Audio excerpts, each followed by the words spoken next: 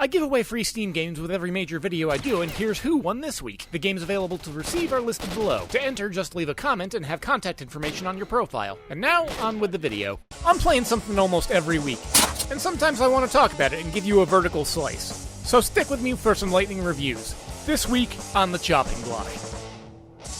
This week I've been playing S.T.A.L.K.E.R, Shadow of Chornobyl, and before you ask, yes, I am prioritizing saying it that way. I'm not intimately familiar with the history of the linguistics, but I more or less know that Chernobyl is considered a Russian pronunciation for a Ukrainian region, and considering Russia is vastly contributing to the net f***ery of the world, I look for any small and petty chance to say f*** Putin and whatever radioactive toxicity he chooses to spread on mankind. Speaking of which, S.T.A.L.K.E.R, or S.T.A.L.K.E.R, Shadows of Chornobyl, has been on my backlog playlist for a long time. Excluding Atomic Hearts, I've been wanting to expand my experience with games from the Eastern European developers, since they seem to have a penchant for impressive, oppressive, and immersive atmospheres. Considering that some of the developers who went on to make the Metro series started cutting their teeth on Shadows of Chornobyl, I had a lot of optimism. I actually tried playing once before, but had some difficulty due to my usual PC gaming adjustment period where I needed to remap most of the controls to fit on my chosen peripherals. Fortunately, GSC Games has re-released the S.T.A.L.K.E.R series thus far with an emphasis on improved controller support along with updated quality of life features and textures. Starting up, we're shown a cutscene that sets the tone of what to expect in the Chornobyl exclusion zone. That is, danger and an ever-present sense of your own mortality. The protagonist, that is you, are then picked up by some scavenger and brought to the shopkeep that gives you your first quest of the game and assists you through your amnesia with locking your main story objective, which is to find and kill another person named S.T.A.L.K.E.R.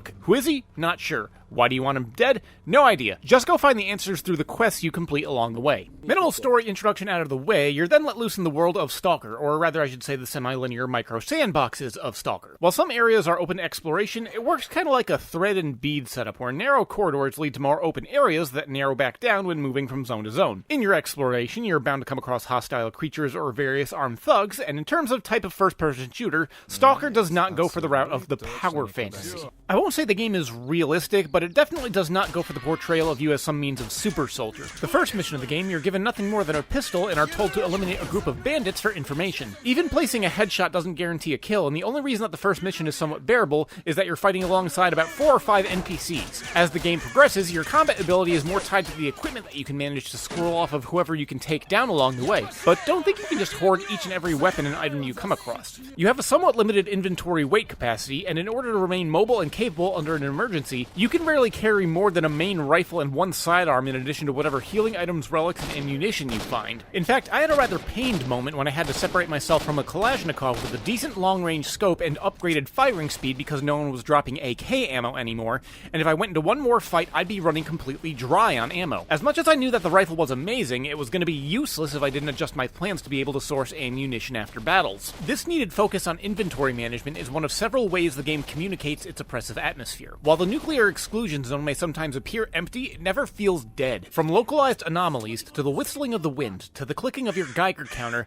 to the pop of distant gunshots of some faction vying for control in some battle you're not yet involved with, this is the exact atmosphere that I came here looking for. There's even some small details that really drew me in, such as some NPCs being hostile on initial encounters with me being confused as to why, until one of their voice lines expressed displeasure at me keeping my firearms out when walking up to communicate, so I started stowing my weapons when I wanted to talk to someone and immediately turned more friendly. Of course, humans aren't the only things you have to worry about. In the early game, I nearly got my rocked by a pack of wild mutant dogs. Then, much later on, as I was forced to traverse some radioactive and hazardous sewers, I was introduced to the semi-human monsters with supernatural powers that left me genuinely fearful to move forward. I eventually overcame them by confronting them face-to-face and mag-dumping them, but it was not a fight that I felt confident in my ability to negotiate. In my opinion, it says something to the tension of the game when you can be gifted a fully automatic rifle and still be afraid of a confrontation, and I can't help but love drinking it in. Of course, that doesn't mean the game is perfect by any stretch. While the game has received significant controller support in order to work on consoles, it still has some of that late 90s shooter jank that if you've ever experienced, you know exactly what I'm talking about. Lapses in opponent AI, animations messing up, and graphical glitches for assets in the world occasionally threw me out of the immersion. On top of that, there was another sequence-breaking event that I came across where as I walked through a certain part of the map, it triggered a cutscene prompt where the camera was wrenched away from me in order to observe a battle unfolding. However, I got killed, and upon reload, I found a different route where I didn't go through the area where the trigger was activated. I successfully navigated the battle, and then began my usual usual ritual of scrounging around for ammunition and healing items, but in doing so, I walked back through the trigger area and the camera was once again wrenched away, but this time it was doing a cinematic shot of a mess of bullet holes and dead bodies. As much of the quality of life improvements are appreciated, a few other things proved a nuisance when they came up. It didn't communicate that there were only so many slots for manual saves, so I ended up losing significant progress thinking that I was saving along the way, only for it to never have been taken. Additionally, if I paused the gaming session, put the console to sleep, then started playing again later and went through one of the doors of the world that require a loading screen, it would instead crash and boot me to the console main menu. I still haven't found a shop where I can offload some of my extra resources, but at this point I'd rather continue exploring myself than to ruin the mystique of looking up a wiki. Finally, I would have liked some subtitles that translate some of the foreign language lines that are playing when you reach settled areas.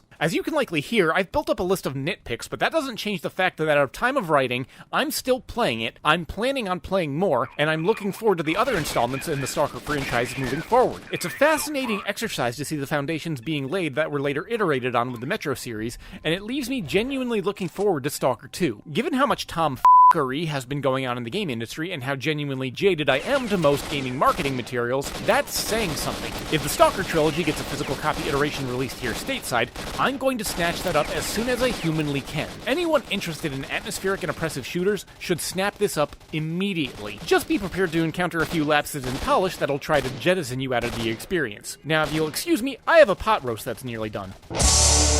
Hey, look at that, it's the end of the video. Don't forget to subscribe and remember that commenting can actually win you a free prize. So until next time, this is a Guillotine saying thanks for watching and keep your head on your shoulders.